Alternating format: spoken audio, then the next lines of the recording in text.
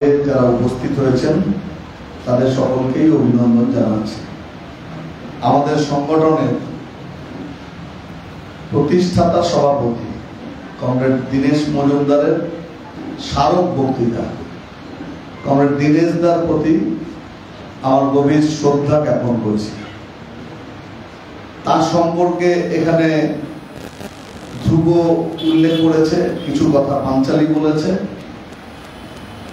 তাদের তৈরি করা সংগঠন, তারা যে আদর্শকে মানুষের মধ্যে, যুব সমাজের মধ্যে নিয়ে যেতে চেয়েছিলেন, আজকে যারা যুব আন্দোলনের সঙ্গে যুক্ত তাদের স্মরণ করিয়ে দেওয়া যে কি কারণের জন্য এই সংগঠনের জন্ম আর কোন লক্ষ্যে আমাদের যেতে হবে, সেটাই আমাদের আজকের আলোচ্য বিষয়। মাঝখানের বন্ধুর পথ চড়াই উতরাই পেরোবো কি করে? দোলাচলে পড়ে যাব, দিশেহারা হয়ে যাব, না সঠিকভাবে সঠিক লক্ষ্যে এগোতে পারবো? সে কারণে এই দিনটাকে বেছে নেওয়া হয়েছে, যে দিনে এই আলোচনা কমরেডদের মধ্যে উপস্থিত করা। জায়গা হিসেবে বাছা হয়েছে এবারে পূর্ব বর্ধমান। বাংলার বাম আন্দোলনের গৌরবোজ্জ্বল ইতিহাসে বর্ধমান একটা নাম। তার মধ্যে মেমারি নিশ্চিতভাবেই, মেমারি বিশেষ গুরুত্ব তার আছে। এখানে জমি দখলের লড়াইয়ের কথা বলা হয়েছে। বামফ্রন্ট সরকার 34 বছর সরকার চালিয়েছে, তো হঠাৎ একদিনে আসেনি। তাহলে তার জন্য যে ত্যাগ, তার জন্য যে লড়াই, দীর্ঘ সংগ্রামের যে ইতিহাস, তার যে নামগুলো বাংলার নানান জায়গায় কথিত হয়ে আছে, তার একটি মেমারি। কাজে আমিও আজকে এখানে এই স্মারক বক্তৃতা হওয়ায় এবং আজকের দিনের নেতৃত্ব আমাকে ডাকবার জন্য আমি কৃতজ্ঞতা প্রকাশ করছি। এবার আমরা মূল আলোচনার মধ্যে আসি। সেটা হলো রাষ্ট্রসংঘ, গোটা পৃথিবীর সমস্ত দেশ নিয়ে যাদের কারবার, তারা একটা ড্যাশবোর্ড আছে, ওয়ার্ল্ড পপুলেশন, বিশ্বের জনসংখ্যা তাতে দেখায়। তাতে দেখা গেল যে ভারত চায়নাকেও টপকে গেল 2023 সালে। 142 কোটি লোক হয়ে গেল ভারতে। এটা হওয়ার মধ্যে দিয়ে গোটা পৃথিবীতে যত মানুষ থাকেন, সমস্ত মহাদেশে, সমস্ত দেশগুলোতে, তার 5 ভাগের 1 ভাগের ঠিকানা হয়ে গেল ভারত। একদিকে জনসংখ্যার এই বিস্ফোরণ, তার জন্য যত পরিমাণ খাদ্যের দরকার হয়, যত পরিমাণ ঘরের দরকার হয়, যত স্কুল কলেজের দরকার হয়, বেঁচে থাকবার উপাদান যত দরকার হয়, তাহলে এক তাপ দিতে হবে। 2 হচ্ছে এই বিপুল জনসংখ্যা, সেটা সরকারের কাছে, রাষ্ট্রের কাছে দুভাবে আসতে পারে। একটা হলো এটা আমার সম্পদ, আরেকটা হলো এই জনসংখ্যা আমার কাছে বোঝা। যদি এটা সরকারের কাছে, রাষ্ট্রের কাছে সম্পদ হয়, তাহলে এই দেশ অনেক দূর পর্যন্ত যেতে পারে। এখন ভারতের যা জনসংখ্যা দাঁড়িয়েছে, তার 20%, 25% যদি হিসেব করা যায়, তাহলে 25% ধরলে এটা আমেরিকার জনসংখ্যার থেকে বেশি। তাহলে আমাদের বাজার গোটা পৃথিবী, আজকের দিনে সাম্রাজ্যবাদী দেশগুলো, কর্পোরেট ব্যবসায়ীরা, তাদের কাছে একটা লোভনীয় জায়গা। এখানে অসংখ্য দরিদ্র মানুষ, কিন্তু এর 25% লোক যা ইচ্ছে তাই কিনতে পারে। অ্যাপেলের 1 লাখ টাকা দামি মোবাইল বাচ্চা 7-8-এ পড়া ছেলে মেয়েকে কিনে দিতে পারে। বউকে সব থেকে বড় ধনী, সে তো এরোপ্লেন গিফট করতে পারে। কিন্তু এই 25%-এর মধ্যে আছে যে ফি বছর বউয়ের জন্য দামি গয়না কিনে দিতে পারে। ভোগ্যপণ্যের দুনিয়ায় যা কিছু বেরোচ্ছে, তার সব কিছু বারংবার কিনতে পারে। তো এই মার্কেট কোথায় পাবেন? এত বড় মার্কেট। আমাদের দেশে 2050 সালে এই জনসংখ্যা গিয়ে দাঁড়াবে 166 কোটি। ভারতকে বলা হয় যে youngest country in the world. পৃথিবীতে সমস্ত দেশগুলোর মধ্যে সব থেকে বেশি অল্প বয়সী ছেলে মেয়ে, তরুণ প্রজন্মের বাস হচ্ছে এখানে। এর সংখ্যা আমাদের দেশে কেমন? আমাদের দেশে সংখ্যা হচ্ছে 65% 35-এর নিচে। আপনি ভোটার লিস্টের পাতাতেও কম বেশি এই জায়গায় আসবেন। 30 বছরের নিচে আমাদের 52% জনসংখ্যা। তার মানে এটা একটা ইয়াং কান্ট্রি। এই ঘরটাতে হয়তো আরো আসতে পারত, এটাই ডিওয়াইফাই কে দেখতে হবে, আরো অল্প বয়সী ছেলে মেয়ে তারা যাতে আসতে পারে। তাহলে একটা দেশ যার জনসংখ্যার 65% 35-এর মধ্যে যাদের বয়স, তার মানে আজকের টেকনোলজি, আজকের নতুন শিক্ষা, যা আমাদের আজকের দিনের ইন্ডাস্ট্রি তাতে লাগে, এইটা হওয়ার মতো একটা অসাধারণ সুযোগ ভারতের কাছে আছে। এটাকে বলে ইংরেজিতে ডিভিডেন্ড, ডেমোগ্রাফিক ডিভিডেন্ড, যে এই বয়স কম এটা চলবে 50 সাল পর্যন্ত, বড় জোর মেরে কেটে 52-53 পর্যন্ত। এটা হলো 25। তাহলে 25 বছর বা 26-27 বছর ভারতে এই ইয়াং ওয়ার্ক ফোর্স থাকবে। তাহলে এটাকে যদি সরকার ব্যবহার করে, তাহলে গোটা পৃথিবীর সব থেকে বড় অর্থনীতির দেশ ভারত হতে পারে। মোদি তো সেল করছে, ভোটে জেতবার জন্য বিকশিত ভারতের কথা বলছে।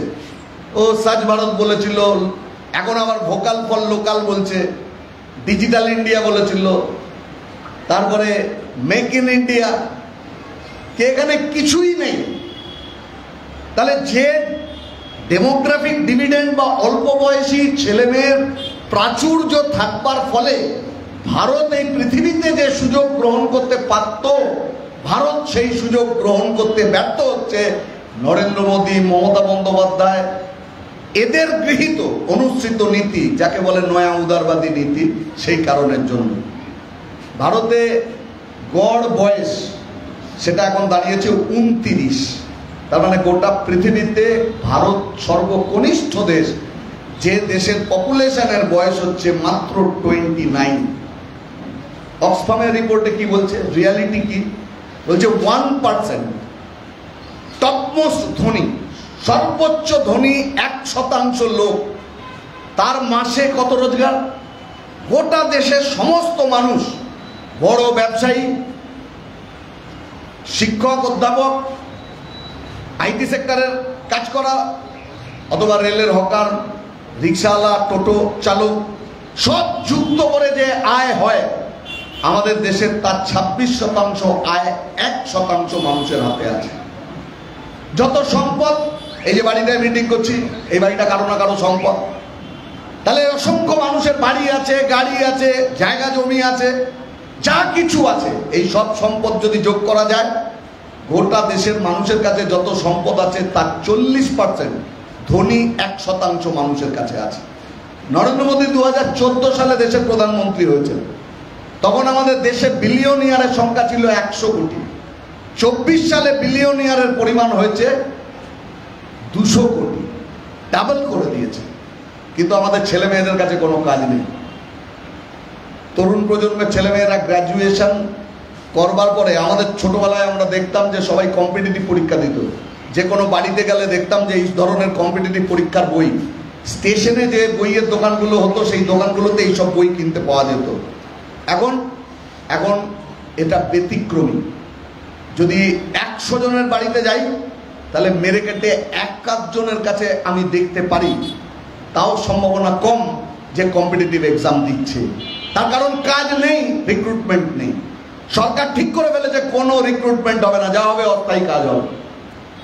এদেরকে 6000 টাকায় কাজ করানো যায়, 8000 টাকায় কাজ করানো যায়, 10,000 টাকায় রাস্তায় দাঁড় করিয়ে দেওয়া যায় সিভিক ভলেন্টিয়ার। ওর তো গেম প্ল্যান ছিল যে সিভিক টিচার হবে।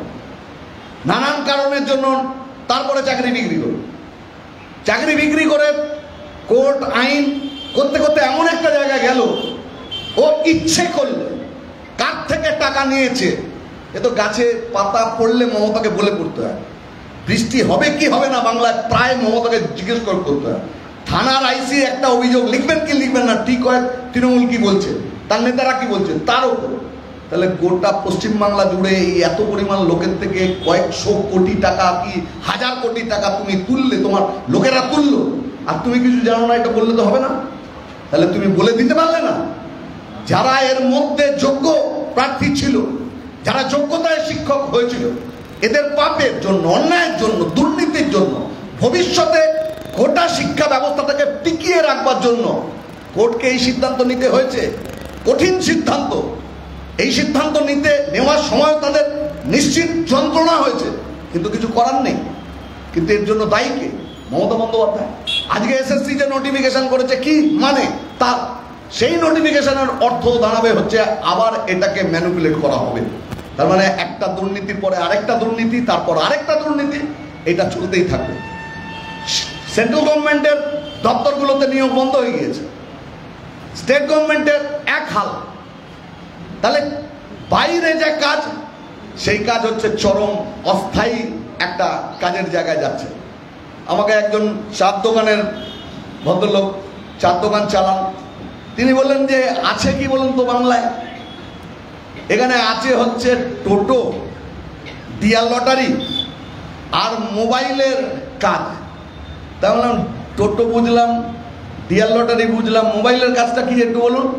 বললো মোবাইলের কাজ হচ্ছে যে এই যে গাড়ি চালায়, বাইক চালায়, লোকের বাড়িতে খাবার ডেলিভারি করে, জিনিসপত্র ডেলিভারি করে, মানে অ্যামাজন, ফ্লিপকার্ট, জোম্যাটো, সুইগি ইত্যাদি। বললে এই তো তিনটে কাজ আছে, এর বাইরে কোনো কাজ নেই। এখানে রোজগার কত? গোটা দেশে শহরাঞ্চলে মানুষের রোজগার তা দাঁড়িয়েছে 14,000 টাকা গড়, আর গ্রামে 9,000 টাকা। আপনি মাথায় রাখবেন এই 14,000 টাকার মধ্যে কিন্তু প্রফেসরের মাইনেও আছে, বৃহৎ ব্যবসায়ী মাইনে আছে, এই রোজগার আছে। আবার যে রেলে হকারি করছে, টোটো চালাচ্ছে, অটো চালাচ্ছে, যোগানদারের কাজ করছে, দিনমজুরের কাজ করছে, ক্ষেত মজুরের কাজ করছে, এদেরও রোজগার আছে। তার ফলে 2,000 টাকা মাসিক রোজগার থেকে শুরু করে 1 লক্ষ টাকা, 1.5 লক্ষ টাকা মাসিক রোজগার, এই সবটা টোটাল জনসংখ্যা দিয়ে ভাগ করলে যে সংখ্যা দাঁড়ায়, তাতে শহরে 14,000 আর গ্রামে 9,000। পাল্লা দিয়ে জিনিসের দাম বেড়েছে, এর সঙ্গে সঙ্গতিপূর্ণ নয়। সব থেকে বেশি আক্রান্ত হচ্ছে এই তরুণ প্রজন্ম। মমতা এবং মোদি তারা এই প্রজন্মের সমস্ত স্বপ্ন, ভবিষ্যৎ চুরমার করে দিয়েছে। আজকে ছেলেপেলেরা স্থায়ী কাজ বলে কোনো বস্তু হয় এটা বিশ্বাস করে না। আমরা একদিন এই সিগনেচার ক্যাম্পেইন হচ্ছে, কয়েকটি ছেলে আমায় বললো তাদের পাড়ায় গেছি, ওরা পড়াশোনা কী করছো তোমরা? বললাম যে এই সিগনেচার ক্যাম্পেইন করছি। বললো কি বিষয় আছে? তা আমি অল্প বয়স থেকে বললাম যে এই তো যাতে সবার কাজ হয় তার জন্য। ওরা হাসলো, বললো হাসছো কেন তুমি? বললো হাসবো না, এখানে কাজ, কাজ কোথায়? যা চুইয়ে আসবে মানুষ বেঁচে থাকবার জন্য, ও ঠিক সেটাকে ধরবার জন্য যাবে। কন্টেনারের মধ্যে চা বানালো, আর মোবাইল ফোনে ফোন এলো, এই আমার অফিসে 2টো চা দিয়ে যা। ও চলে গেল, সাইকেল চালাতে চালাতে চা দিল। তার মধ্যে আরেক জায়গা থেকে ফোন এলো, এই আমার এখানে 4টে চা দিয়ে যা। যতক্ষণ চা থাকলো বিক্রি করলো, তারপর আবার বাড়ি গেল, আবার কন্টেনারে ভর্তি করলো। আচ্ছা, এটা মমতার বুদ্ধি লাগে, মোদির বুদ্ধি লাগে। এই কাজটা যখন দেওয়ালে পিঠ ঠেকে যায়, বাড়ির লোকগুলোর সকলে মিলে বাঁচতে হয়, তখন মানুষ এই ধরনের জায়গায় আসতে বাধ্য হয়। কিন্তু সরকারের দায়িত্ব যা ছিল, সরকার সেই দায়িত্ব পালন করলো না। আচ্ছা, আজকের দিনের যে কাজ আসছে, এখন শুনেছেন চারিদিকে এই আলোচনার মধ্যে এসে গেছে এআই। আমরা অনেকে এআই ব্যবহার করছি, তো সমস্ত কাজের মধ্যে এআই ঢুকে যাচ্ছে। মেশিন লার্নিং একটা নতুন শব্দ এসে উপস্থিত, ডেটা সায়েন্স নতুন ব্যাপার এসে যাচ্ছে। তাহলে বলছে আজ থেকে 10 বছর বাদে পৃথিবীতে 90% কাজ সেটা এআই এর ওপরে দাঁড়িয়ে করতে হবে। তাহলে আজকের যে তরুণ প্রজন্ম, তাকে যদি আমি এই নতুন শিক্ষায় শিক্ষিত করতে না পারি, তাহলে তার ধাক্কা গিয়ে পড়ছে যে এখন আর কলেজে কেউ, এই পাঞ্চালীরা পড়ায়, আমি ওদের কলেজেই জিজ্ঞেস করেছিলাম গতবার টিচারদের, তাতে দেখলাম যে বলছে ইকোনমিক্স অনার্স কেউ ভর্তি হচ্ছে না, ফিজিক্স অনার্স কেউ ভর্তি হচ্ছে না, কেমিস্ট্রিতে কেউ ভর্তি হচ্ছে না, ম্যাথসে কেউ ভর্তি হচ্ছে না, কম্পিউটার সায়েন্সে ওদের যিনি পড়ান তিনি বলছেন না আমার 2টো ছাত্রী ভর্তি হয়েছে। বললাম যে আপনার তো নতুন সাবজেক্ট, তাতেও ভর্তি হচ্ছে না। বললাম না। তাহলে প্রথাগত এই শিক্ষার ওপরে ছেলে মেয়েদের আগ্রহ কমে যাচ্ছে কেন? এইটার পর কি? যদি বাবাকে গিয়ে বলতে হয় যে আমাকে 1 লাখ টাকা দাও, আমি টোটো চালাবো, টোটো চালানোটা কোনো খারাপ কাজ না, কিন্তু তার জন্য রবীন্দ্রভারতী ইউনিভার্সিটি, বর্ধমান ইউনিভার্সিটিতে গিয়ে হিস্ট্রিতে MA করতে হয় না। কিন্তু আজকে প্রচুর লেখাপড়া জানা শিক্ষিত ছেলে মেয়ে এই কাজ করতে বাধ্য হচ্ছে। তাদের জন্য কাজ নেই, লেখাপড়ার প্রতি আগ্রহ কমছে। এই তো 1 বছরের হিসেব হচ্ছে 2 কোটি ড্রপ আউট হয়েছে। মিড ডে মিল হচ্ছে, কন্যাশ্রী প্রকল্প হচ্ছে। তাহলে তো সরকারকে ভেবে দেখতে হবে এই প্রকল্পগুলো কেন ড্রপ আউট বন্ধ করতে পারছে না, নাবালিকা বিবাহ বন্ধ করতে পারছে না। অল্প বয়সের ছেলেমেয়েরা গ্যারেজে কাজ করছে, এখানে ওখানে কাজ করতে যাচ্ছে, পরিযায়ী শ্রমিক হয়ে বাইরে চলে যাচ্ছে, কেন আটকাতে পারছে না? তাহলে গভর্নমেন্ট এমন কিছু করছে যার জন্য এটা থাকছে না। এমপ্লয়মেন্টের চেহারাটা কি? CMI, centre for monitoring of Indian economy, আমাদের দেশে কোনো স্টাডি এইসবে হয় না তেমন, তাতে দেখাচ্ছে 7.7%। এই প্রথম ভারতের সরকার তার বিরুদ্ধে সর্বোচ্চ বেকারির অভিযোগ যখন তৈরি হয়েছে, যে ভারতে স্বাধীনতার পর থেকে এত বেকার কখনো হয়নি যা মোদির আমলে হয়েছে। মমতা যখন গভর্নমেন্টে এসেছিল তখন বলেছিল 5 লাখ করে চাকরি দিয়ে দেবে, 3 মাস বাদে বলেছিল যা করার আছে তা আমি করে দিয়েছি।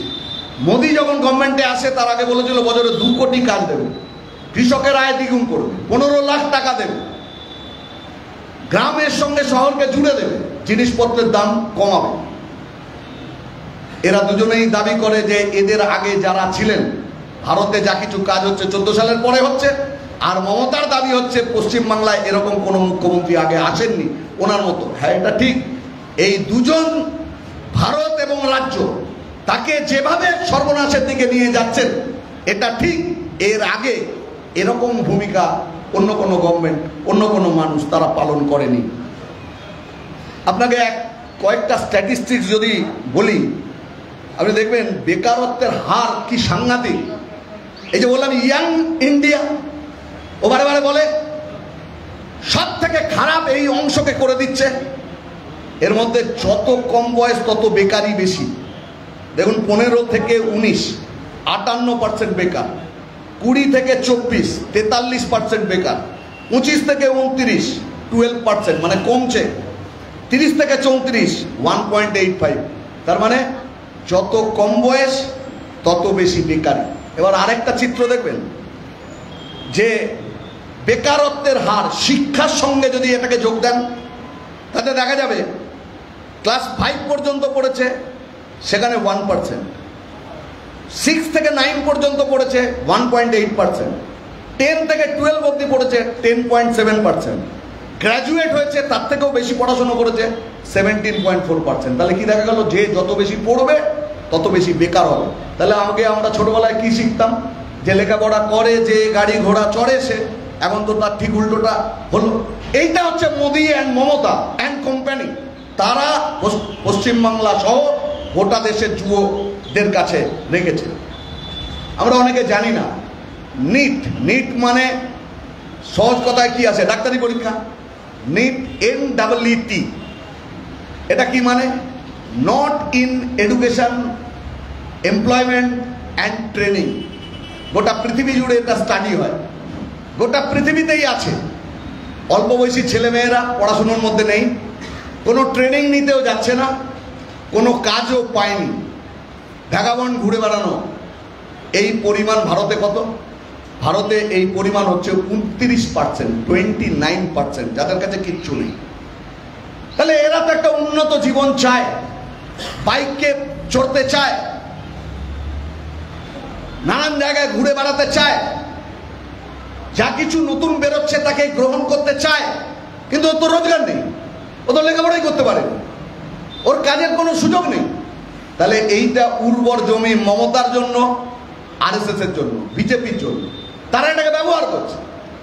এই বিপুল অংশের ছেলে মেয়েদের মনের মধ্যে থাকা ক্ষোভ, হতাশা, জীবন সম্পর্কে চরম হতাশা, সেই হতাশাকে কাজে লাগিয়ে এরা এদের বাহিনী হিসেবে এই তরুণ প্রজন্মের একটা অংশকে ব্যবহার করছে। যারা অন্ধকারের জিন ক্রিমিনালরা, তাদের কাছেও এটা একটা অসাধারণ ব্রিডিং গ্রাউন্ড হয়ে গেল, এখান থেকেও রিক্রুট করতে পারে। ঠিক একইভাবে এক্সট্রিমিস্ট যারা নানান ধরনের খারাপ কাজের সাথে যুক্ত, তাদের কাছেও এই অল্প বয়সী ছেলেপেলেরা একটা লোভনীয় জায়গা হয়ে দাঁড়ালো। এই ছেলেমেয়েরা আজকের দিনে এর দিকে যাতে না তাকায়, তার মনের রাগ, তার মনের হতাশা, তার দারিদ্র, তার বেকারত্ব, তার উন্নত জীবন না পাওয়ার যন্ত্রণা, এইগুলো প্রকাশের একটা ভিন্ন জায়গা তারা তৈরি করে দিচ্ছে। সেইটা বেরোচ্ছে কোথা দিয়ে? ঘৃণাতে, বিদ্বেষে, হিংসায়। আমাদের কালচার কি দাঁড়িয়েছে? আমি এই ওদেরকে বলছিলাম যে এখন নাটক, যাত্রা এগুলো কম দেখে লোক। সিনেমা হল এই তো পাশেই বললো যে ঢুকতে ঢুকতে এটা সিনেমা হল ছিল, বন্ধ হয়ে গিয়েছে। তাহলে এখন প্রাইম, অ্যামাজন প্রাইম, নেটফ্লিক্স ইত্যাদি ওটিটি, টিভিতে দেখলে সিরিয়াল, এখানে মানুষের জীবনের কথা, যন্ত্রণার কথা নেই। এখন আর মৃণাল, সত্যজিৎ এরা নেই। তাহলে ভায়োলেন্স, জীবনের কথা ছাড়া কতগুলো বিষয়, বিশ্বাস, অন্ধভক্তি।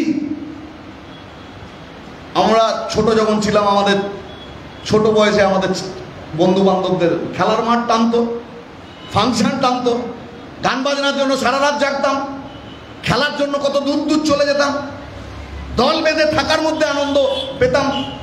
এখন গোটা দুনিয়া একা করছে, রাত 2টো, 2:30, 3টে অবধি জেগে থাকা যায় একা। জানা পৃথিবী দেখছি, তার থেকে বেশি মোবাইল ফোন দেখছি। আবদ্ধ করছে, বিচ্ছিন্ন করছে। এর মধ্যে যে উপাদানগুলো মগজের মধ্যে ঠেসে দেওয়া হচ্ছে, সেটা যেমন একটা একলা চলা, আরেকটা হচ্ছে নীতিহীনতা।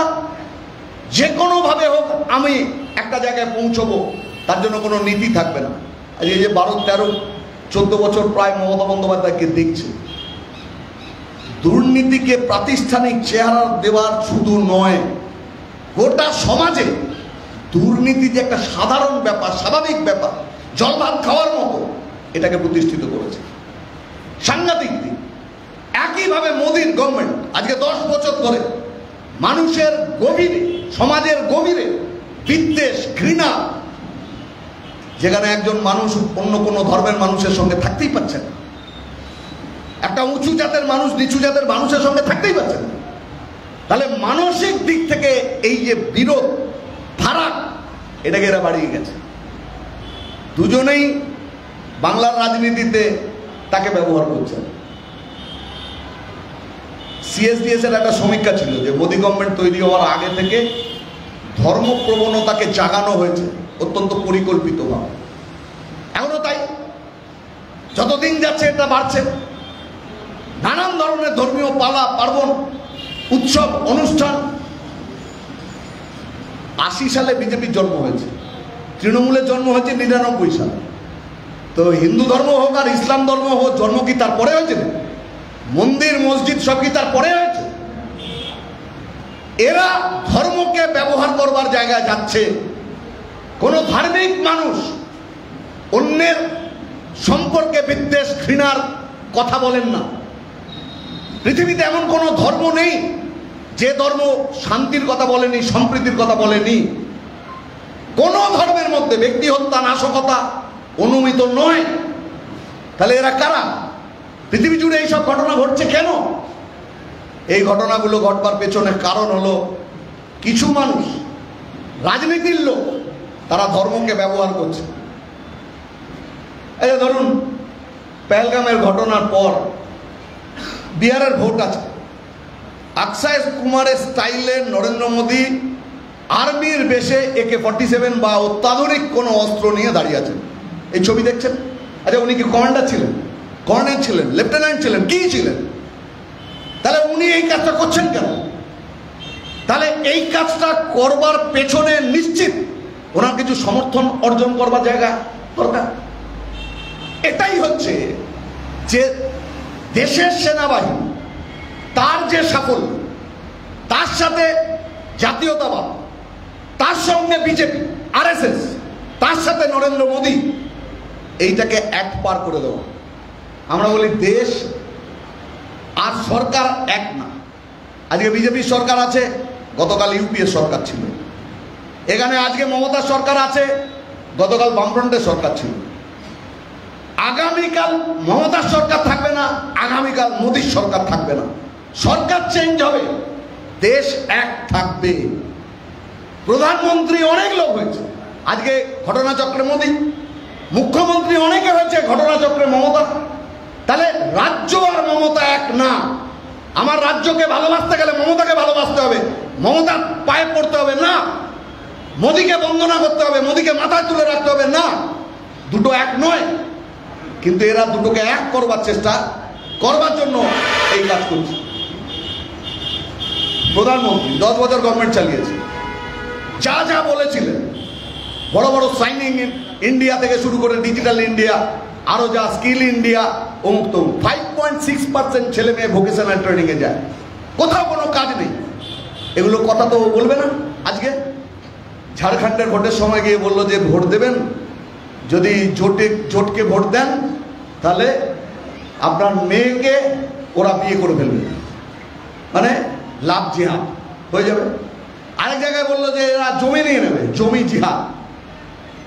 পিটিয়ে পিটিয়ে মারছে গোরক্ষার নামে। মানুষের তো এই অধিকার আছে, সংবিধান প্রদত্ত অধিকার।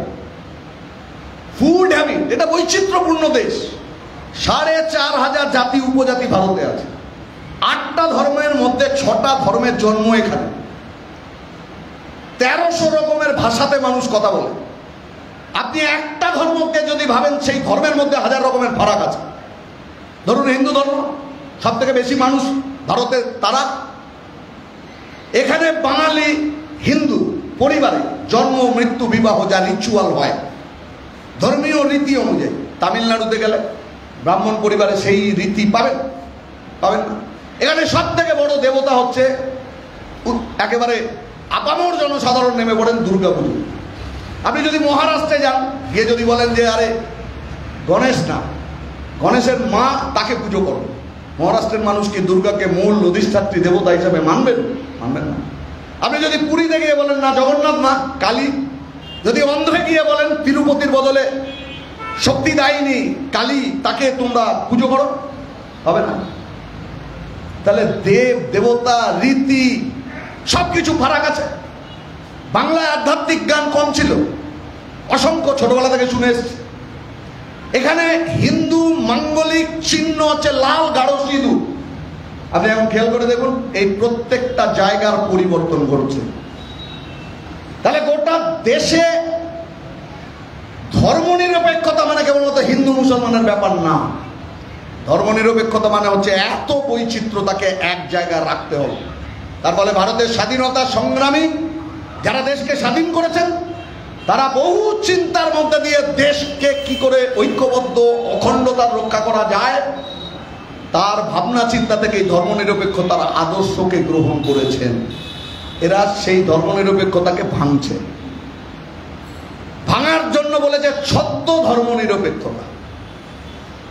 ছদ্ম ধর্মনিরপেক্ষতা 8-এর দশকে প্রথমেই শব্দ সিউডো সেকুলারিজম, এই শব্দ আনা হয় যখন রাম জন্মভূমির আন্দোলন, বিশ্ব হিন্দু পরিষদ, বজরং দল, দুর্গা বাহিনীকে দিয়ে আরএসএস, বিজেপি যার ডিভিডেন্ড নেয়, তারা শুরু করে। তার মানে কি বলতে চাই যে তোষণ। ধর্মনিরপেক্ষতা মানে কি? ধর্মনিরপেক্ষতা মানে এত রকমের মানুষ ভারতে আছেন, তাহলে তাদের আলাদা আলাদা সংস্কৃতি আছে। ভারত একটা বহুত্ববাদী সংস্কৃতির দেশ। রাষ্ট্রের কোনো নির্দিষ্ট ধর্ম থাকবে না। এখানে সবার ধর্ম পালনের অধিকার থাকবে। ধর্মীয় প্রতিষ্ঠান তার স্বাধীনতা থাকবে, সে সম্পত্তি নিতে পারবে, রক্ষণাবেক্ষণ করতে পারবে ইত্যাদি। তাহলে রাষ্ট্রের কাজ হচ্ছে অন্যের সংস্থান করা, কর্মসংস্থান তৈরি করা, শিল্প, কৃষি, শিক্ষা, স্বাস্থ্য, বাণিজ্য, ব্যবসা, আন্তর্জাতিক সম্পর্ক, কমিউনিকেশন, রোড, রেলওয়ে, জাহাজ, পণ্যবাহী জাহাজ, এই সব মিলিয়ে সরকারের এক রকমের কাজ, আর মন্দির, মসজিদ, গুরুদুয়ারা, চার্চ, বিভিন্ন ধর্মের যারা ধর্মীয় গুরু, যাজক, ইমাম, পুরোহিত, তাদের আরেক রকমের কাজ। ধর্মের কাজের মধ্যে যদি রাজনীতি গিয়ে ঢোকে, অথবা রাজনীতির কাজের মধ্যে যদি ধর্ম গিয়ে ঢোকে, এক্ষেত্রে যেটা হচ্ছে তা হচ্ছে ধর্মেরও দখলদারি হচ্ছে। দখলদারি কেবলমাত্র সমস্ত গভর্নমেন্ট ইনস্টিটিউশন দখল হয়ে গিয়েছে, সব থানা দখল হয়ে গিয়েছে, সিবিআই সহ সমস্ত অর্গানাইজেশনগুলো দখল হয়ে গিয়েছে, এগুলো তো হচ্ছেই। সিবিএসই বোর্ড দখল হয়ে গিয়েছে, আমার পাড়া স্কুলও দখল করে নিয়েছে মমতা। কোথাও কাউকে দেওয়ার সুযোগ নেই, ও কমিটি তৈরি করে দিয়েছে। যেখানে যা হচ্ছে এদের দখল আছে। তাহলে এই দখলটা এখানেই শেষ না, ধর্মতেও দখলদারি হচ্ছে। আপনার ধর্মটাকেও চেঞ্জ করছে, আপনার যে সংস্কৃতি ছিল সেই সংস্কৃতিকেও চেঞ্জ করছে। এখন দেখছি লাল গাঢ় সিঁদুরের জায়গায় চলে এসছে মেটে কালারের সিঁদুর। আচ্ছা, কিছু মানুষের রিচুয়াল এটা, তারা সেটা করবে। মহারাষ্ট্রে এখন আন্দোলন শুরু হচ্ছে, we are Hindu but not Hindi. তার মানে গোটা দেশ জুড়ে যদি তুমি হিন্দি ভাষাকে চালাতে চাও, হিন্দি ভাষা আরো ফ্লারিশ করুন, আরো উন্নত হোক, আরো ভালো সিনেমা তৈরি হোক, আরো ভালো সাহিত্য তৈরি হোক, কোনো অসুবিধা নেই। তার মানে এইটা নাকি যে বাংলাকে আমি উঠিয়ে দেবো? সেটা তো হতে পারে না। কন্নড় সাহিত্য থাকবে না, ভালো সিনেমা দক্ষিণ থেকে তৈরি হবে না, তা তো হতে পারে না।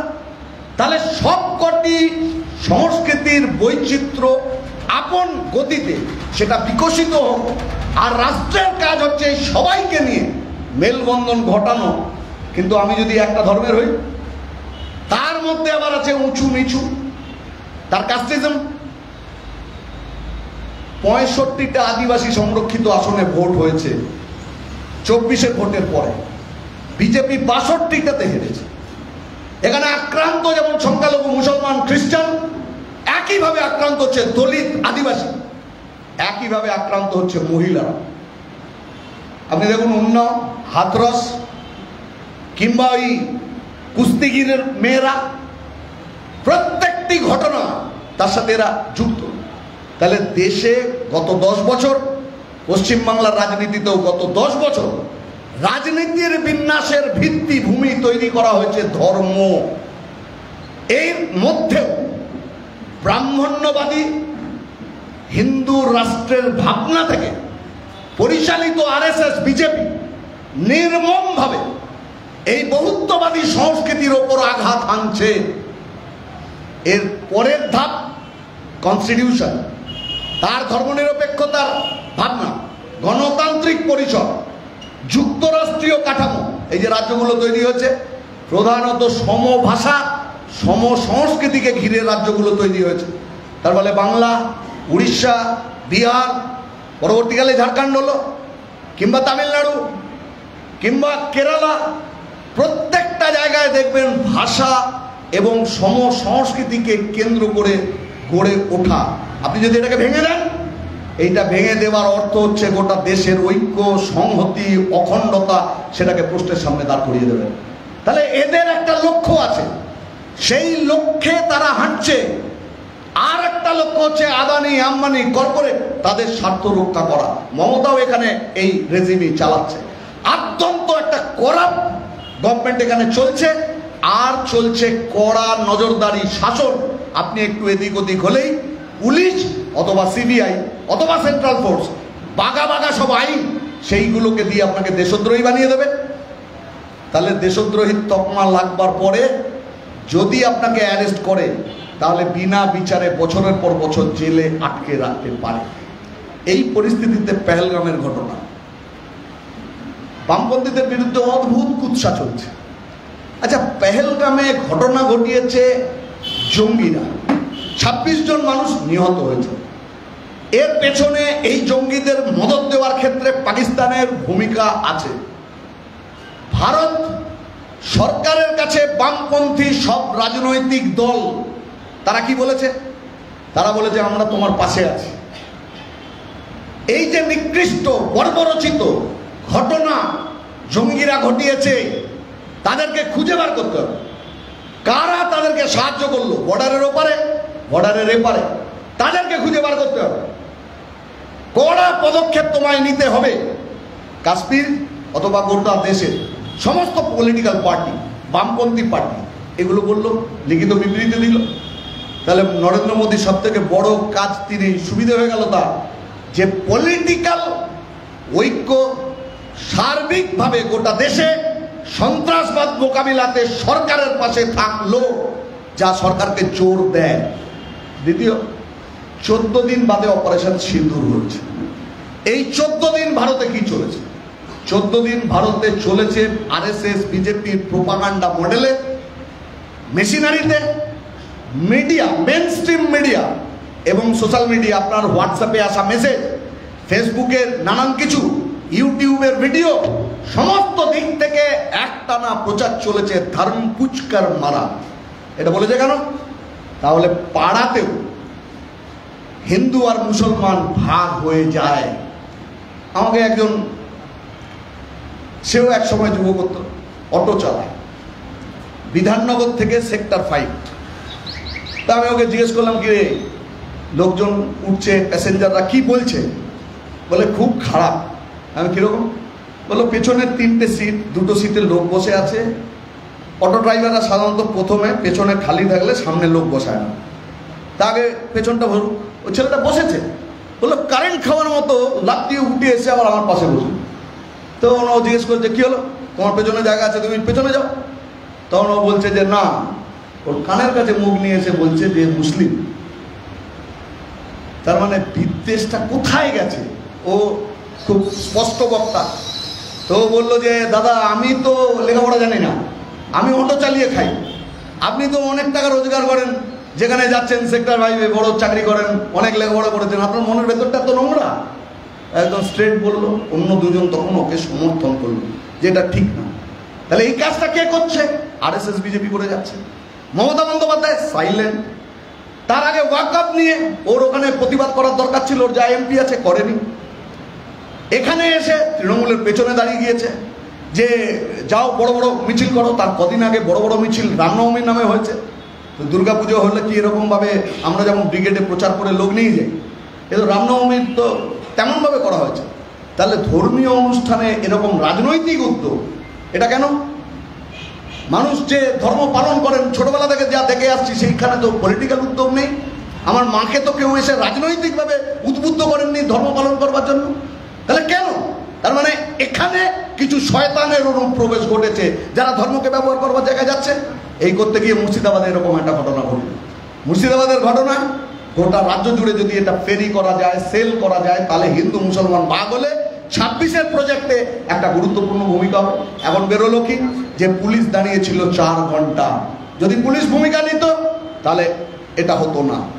এর সাথে সোশ্যাল মিডিয়ার ভূমিকা, কিছু এনজিওর ভূমিকা, এর সাথে তৃণমূলের লোকদের নামও যুক্ত হয়ে যাচ্ছে।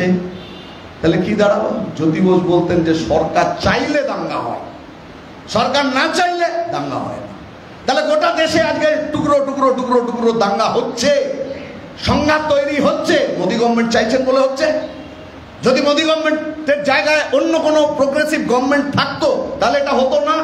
তাহলে আমাদের গোটা মানুষের মূল জায়গা থাকতো হচ্ছে এই যে অল্প বয়সী ছেলে মেয়েদের কথা আমি আগে বললাম, তাদের কাজ নেই, শিক্ষার ব্যবস্থা নেই, স্বাস্থ্যের অধিকার মানুষের নেই, কৃষি খারাপ অবস্থায়, শিল্প খারাপ অবস্থায়, জিনিসপত্রের দাম না লাগাম ছাড়া। তাহলে এগুলো আলোচ্য বিষয় হতে পারতো। কিন্তু এবিপি আনন্দ, আর বাংলা, সিএন, নিউজ 18, জি24 কেউ তো এই নিয়ে আলোচনা করে না।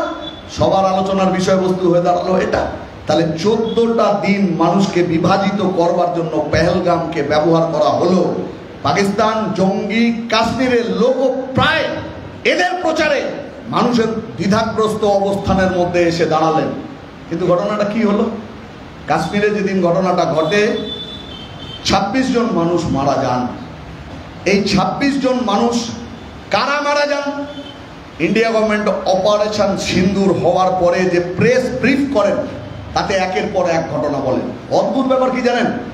বামপন্থীদের বক্তব্য আর সরকারের স্ট্যান্ড, যা গোটা পৃথিবীর জন্য সরকার বলেছে, তার সঙ্গে সাযুজ্য আছে। কিন্তু সরকার যারা চালাচ্ছে, আরএসএস এন্ড বিজেপি, তাদের সাথে গোটা পৃথিবীর কাছে বলা স্ট্যান্ডের সঙ্গে তাদের ভূমিকা মিলবে না।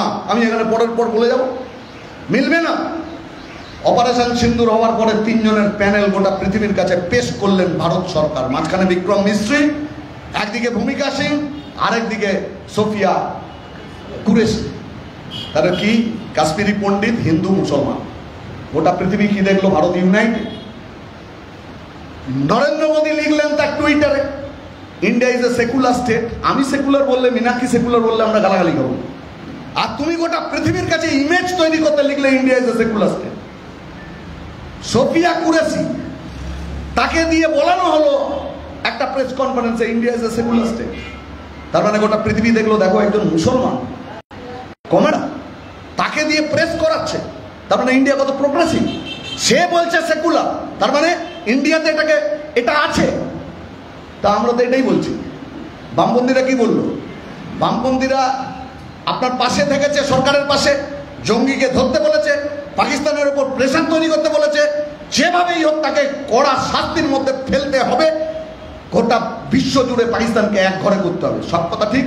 তার সাথে আমরা বলছি দেশের অভ্যন্তরে শান্তি, সম্প্রীতি, ঐক্য, অখণ্ডতা রক্ষা করবার জন্য গভর্নমেন্টকে চেষ্টা করতে হবে। বিক্রম মিস্ত্রি গোটা পৃথিবীকে জানালেন 26 জন মারা গেছে। এই 26 জনের মধ্যে 25 জন ইন্ডিয়ান সিটিজেন, একজন নেপালের সিটিজেন। তাহলে ইন্ডিয়া গভর্নমেন্ট যারা মারা গেছেন তাদের ধর্ম পরিচয় জানায়নি। আমাদের স্টেটমেন্টের মধ্যে আমরা একই কথা বলেছি, 26 জন মানুষ জঙ্গিদের বর্বরচিত নৃশংস আক্রমণে প্রাণ হারিয়েছে, তার ধর্ম পরিচয় দেয়নি। কিন্তু আরএসএস বিজেপি নিচে কি বলেছে? নিচে বলেছে ধর্ম পুচকার মারা। তার মানে এখানে ও নির্দিষ্টভাবেই বলেছে হিন্দুদেরকে মারা হয়েছে। মেরেছে কারা? শুধু জঙ্গি, তার সঙ্গে যেটা অনুল্লেখিত থেকেছে সেটা হলো যেন মুসলমান। এরপরে আরো কতগুলো ন্যারেটিভ সামনে চলে এসেছে যে প্রথমত মুসলমান মানেই টেরোরিস্ট, তারপরে নানান জায়গায় ধাক্কা খাওয়ার পরে বললো যে না এটা না, তবে টেরোরিস্ট মানেই মুসলমান।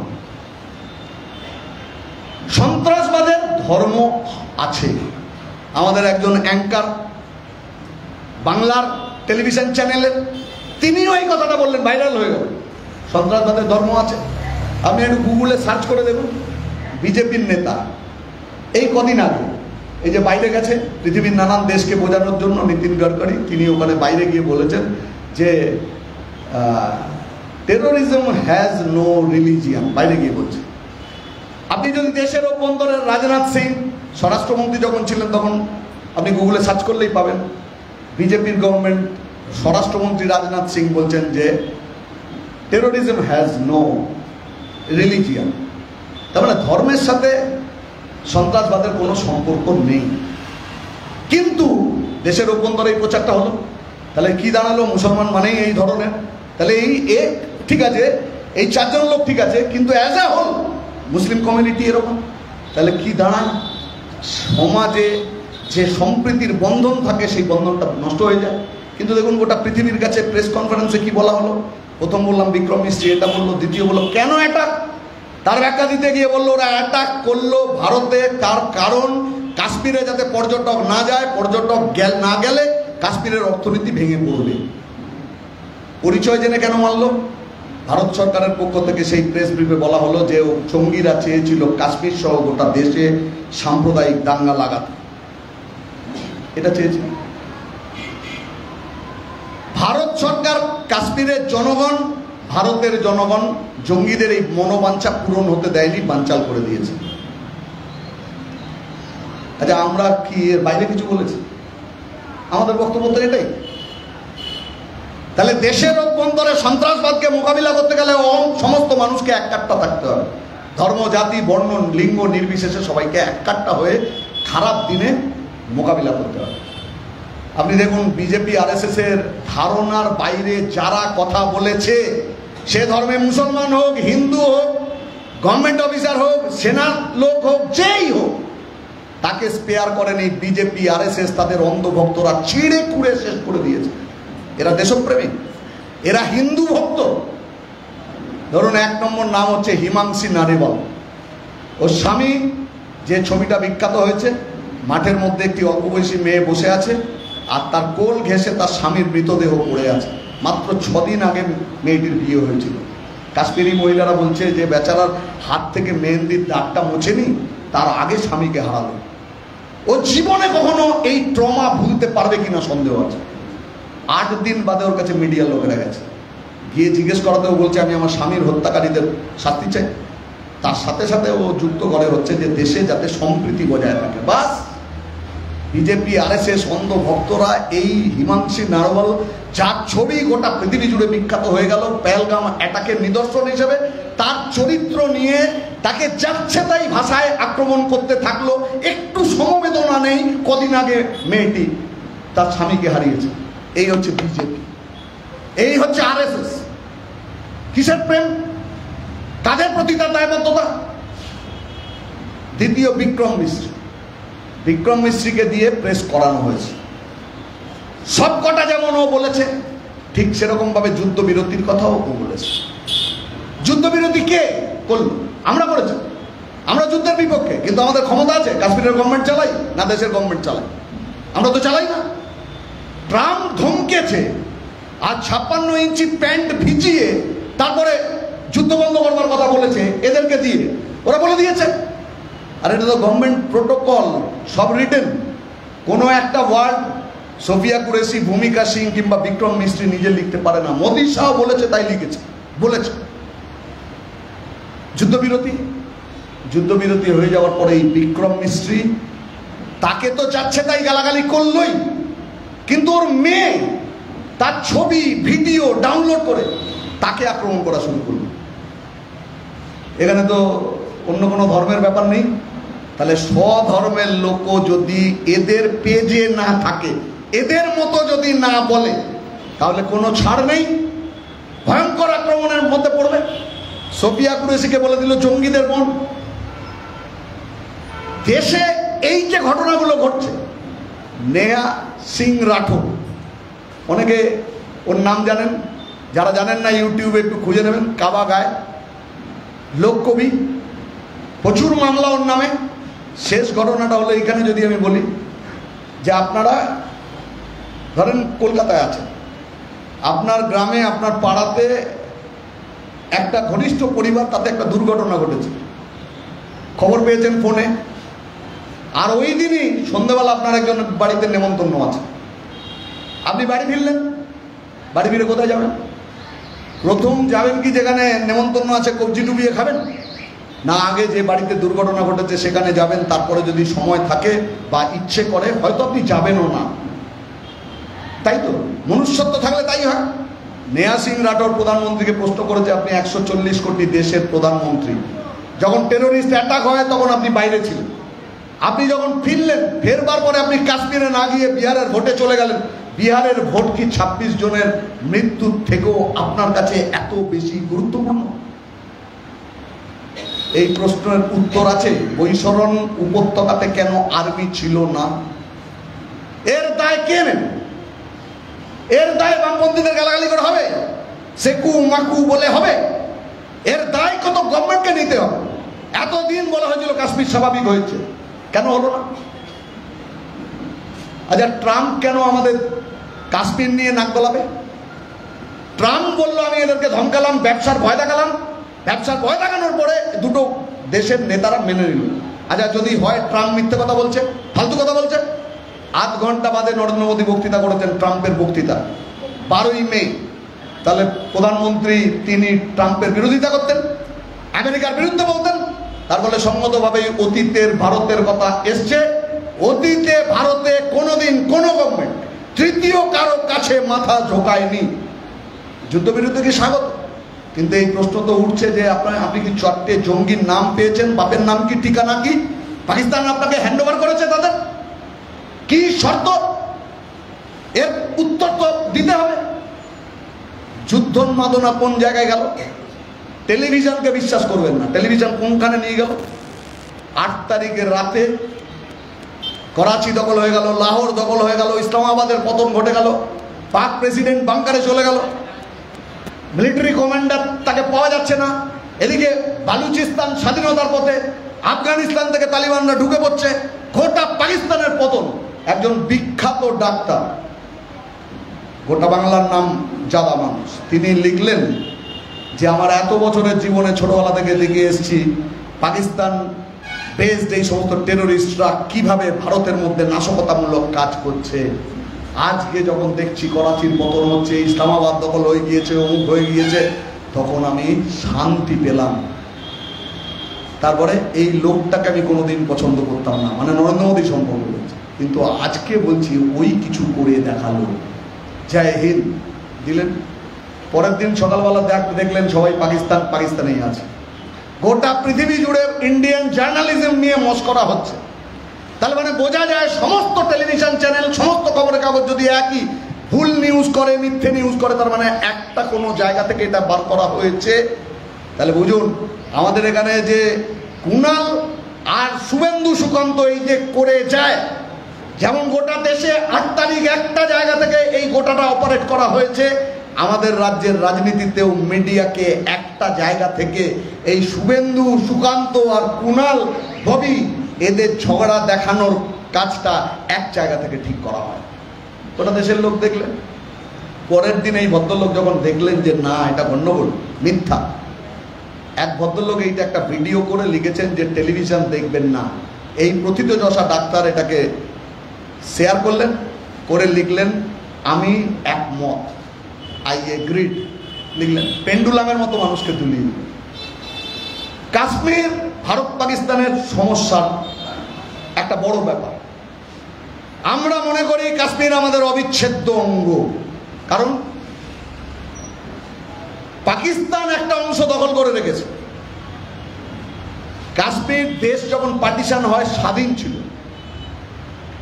পাকিস্তান দখল করতে এলে কাশ্মীরের 90% জম্মু কাশ্মীরের তৎকালীন 90% মানুষ ছিলেন ধর্মে মুসলমান। ন্যাশনাল কনফারেন্সের নেতা শেখ আবদুল্লাহর নেতৃত্বে কাশ্মীরের জনগণ পাকিস্তানের হানাদারদের বিরুদ্ধে জীবন দিয়ে লড়াই করেন। আর ভারতে এসে নেহরুর সাথে কথা বলে 370 ধারা মোতাবেক ভারতের সঙ্গে জম্মু কাশ্মীরকে জোড়েন।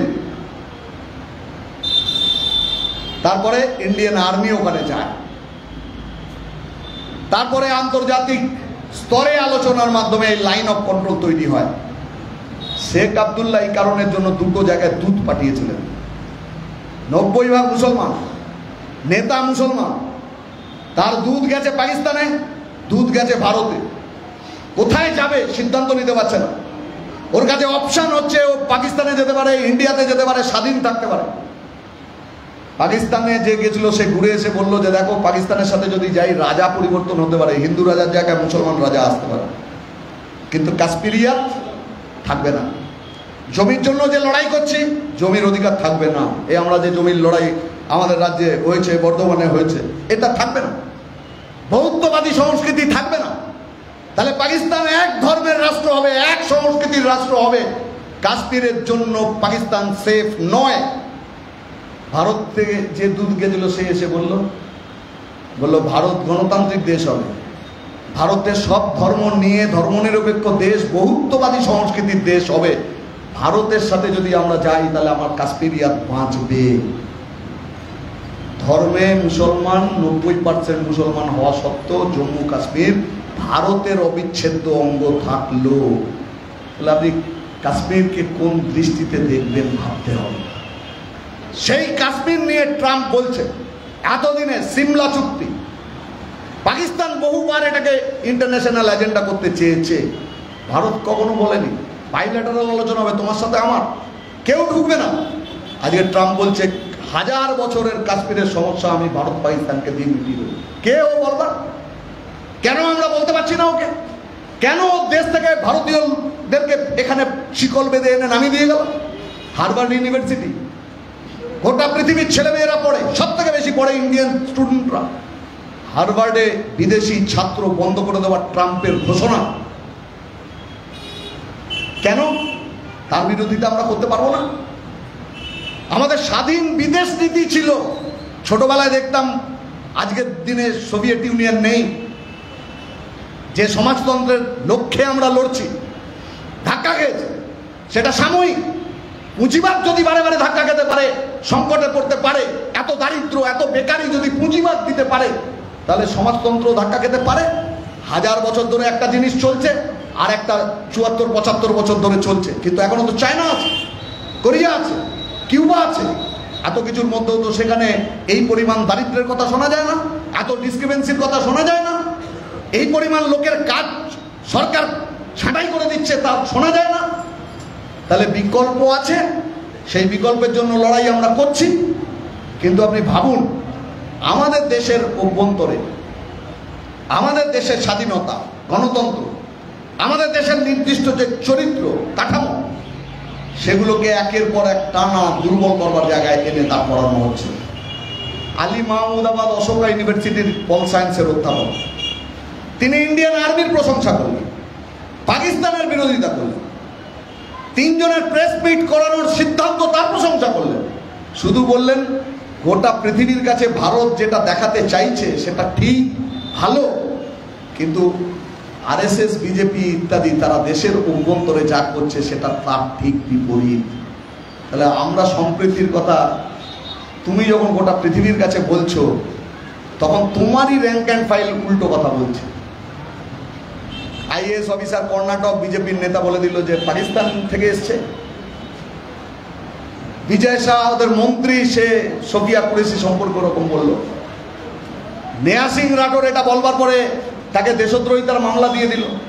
তাহলে দেখা যাচ্ছে 8,000 সোশ্যাল মিডিয়া অ্যাকাউন্ট বন্ধ করে দেওয়া হয়েছে। 100% মেইন স্ট্রিম মিডিয়া বিজেপির কন্ট্রোলে।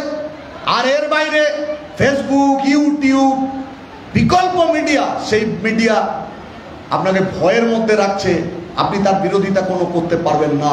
তার মানে গণতন্ত্র থাকছে না। তার ফলে দারিদ্র, বেকারি, তীব্র শোষণ, শ্রমকোট, শ্রমিকদের অবর্ণনীয় জীবন যন্ত্রণা, তার মধ্যে মানুষকে যদি ধর্মের, জাতের ভিত্তিতে ভাগ করে রাখা হয়, ঘৃণা উৎপাদন করা হয়, তার মধ্যে দিয়ে রাজনীতির বিন্যাস তৈরি হয়। সেই রাজনীতির বিন্যাস টিএমসি আর বিজেপি। ওই নেহা সিং রাঠোরের কথা আরেকবার বলি, বলে হিন্দু খতরে মে হ্যায়। এই যে গোটা পৃথিবী জুড়ে নিয়েও ফ্যাসিবাদের রাজত্ব তৈরি হয়েছে, তাতে সব রাজত্বে একটা সংখ্যালঘু অংশকে চিহ্নিত করা হয়, সংখ্যাগরিষ্ঠ অংশের মনের মধ্যে তাদের ভয় ঢোকানো হয়। এখানেও বলা হচ্ছে হিন্দু খতরে মে হ্যায়। তো প্রধানমন্ত্রীকে প্রশ্ন করছে, আপনি 10 বছরের প্রধানমন্ত্রী, 10 বছর ধরে আপনার মুখে শুনে আসছি হিন্দু খতরে মে হ্যায়, খতরে মে হ্যায়। তাহলে আপনি বলুন 10 বছর ধরে আপনি কি করলেন? হিন্দুকে বিপদ থেকে বার করে আনতে পারলেন না কেন? তারপরে ওনার কাছে প্রশ্ন হচ্ছে, আপনাকে আমি ভয়ও পাই না, আপনার কাছে আমি প্রশ্ন করবো যে হিন্দু খতরে সে কব নিকলেগা? বিহার চুনাव का बाद, बंगाल चुनाव का बाद, नेक्स्ट पार्लियामेंट इलेक्शन का बाद, ना हिंदू खतरे से कभी नहीं निकलेगा। বছরের পর বছর আপনি এটা বলেই যাবেন, আর লোক আপনার কথার মধ্যে থেকে বিভাজিত হয়ে আপনাকে ভোট দিতেই থাকবে। তাহলে আপনি জিততেই থাকবেন, আর ততদিন, ততকাল, যতদিন আপনার জিততে হবে, ততদিন হিন্দুকে খাতরে মেয়ে রাখতে হবে। আসলে কি সত্যি হিন্দু খাতরেতে আছে? গোটা দেশ বিপদের মধ্যে আছে। রাস্তায় বেরোলে জিনিসপত্রের দাম হিন্দুদের জন্য কম হয়, হিন্দুদের জন্য, ছেলে মেয়েদের জন্য চাকরির বন্দোবস্ত আছে। হিন্দু মা অসুস্থ হয়েছে, তার ছেলে গিয়ে যদি বড় নার্সিংহোমের মালিকের কাছে বলে, আপনি হিন্দু, আমি হিন্দু, আপনার নার্সিংহোম আছে, আমার মাকে আমি খুব ভালোবাসি, ওর চিকিৎসার বন্দোবস্ত করুন, করবে না তো? মুসলমান মালিকের কাছে মুসলমান শ্রমিক গিয়ে যদি বলে যে আমি 8 ঘন্টা বেশি কাজ করতে পারবো না, তুমি মুসলমান, আমি মুসলমান, আমার মজুরি, বেতন বেশি দিতে হবে, ও কি দেবে? দেবে না। তাহলে এই যে মানুষের মধ্যে এই বিভেদ, বিভাজন, এটা সমাজতন্ত্র ধারণার উল্টো, পরিপন্থী। সমাজতন্ত্র মানে যেখানে সমস্ত মানুষের বেসিক নিডসগুলো পূরণ হয়, সেখানে অন্ন, বস্ত্র, বাসস্থান, শিক্ষা, স্বাস্থ্য, অধিকার তারা পাবে। এই পৃথিবীতে 17 সালে এ ঘটনা ঘটেছে। আজকে পৃথিবী বদলিয়েছে। 21 শতকে আরো বেশি দারিদ্র, যন্ত্রণা, কষ্ট এগুলো তৈরি হয়েছে। কাজে 21 শতকে সমাজতন্ত্রের নতুন আদর্শ নিয়েই সেই রাষ্ট্র তৈরি করবার দিকে আমাদের যেতে হবে। আর যে কোনো সময় সমাজের সব থেকে আগুয়ান, সব থেকে স্পন্দনশীল অংশ, পরিবর্তন ঘটানোর মতো যে শক্তি সমাজে সব থেকে বেশি ভূমিকা নিতে পারে, সেটা হলো ডিওয়াইএফআই, যাদের নিয়ে কাজ করে তারা।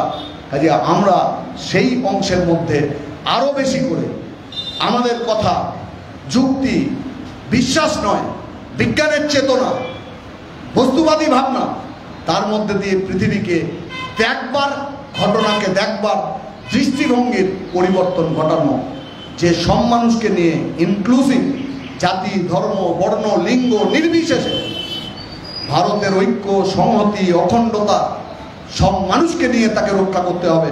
তার ফলে কনস্টিটিউশনের ভ্যালুজ তাকে রক্ষা করতে হবে।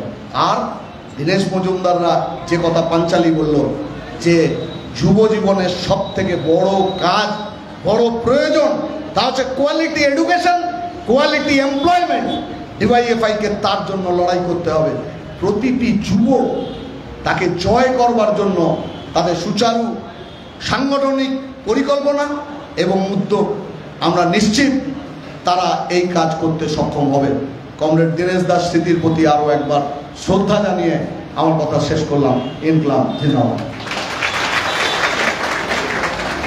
অসংখ্য অভিনন্দন আমাদের যুব শক্তি পত্রিকার প্রাক্তন সম্পাদক কমরেড পলাশ দাসকে।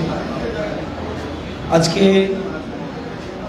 দীনেশ মজুমদার স্মারক বক্তৃতায় যারা সকলে উপস্থিত হয়েছেন সকলকে অভিনন্দন জানাচ্ছি। আমরা দুঃখিত সবার ভেতরে বসার ব্যবস্থা করতে পারেনি। অনেক কমরেড, অনেক সাধারণ মানুষ যারা এসেছেন, বাইরে ছিলেন, আমরা দুঃখ প্রকাশ করছি। আপনাদের কাছে আমাদের শেষ অনুরোধ যে আমাদের ডিওয়াইএফআই পশ্চিমবঙ্গ রাজ্যের 20তম সম্মেলন অনুষ্ঠিত হবে আগামী 21, 22, 23 জুন মুর্শিদাবাদের বহরমপুরে। সেই সম্মেলনকে সফল করার লক্ষ্যে এখনই একটা মিছিল শুরু হবে। সকলের কাছে আহ্বান জানাবো, আসুন সকলের কাজের দাবিতে একবার রাস্তায় সবাই মিলে একবার হাঁটি। আজকের আমাদের কর্মসূচি এখানে আমরা শেষ করি।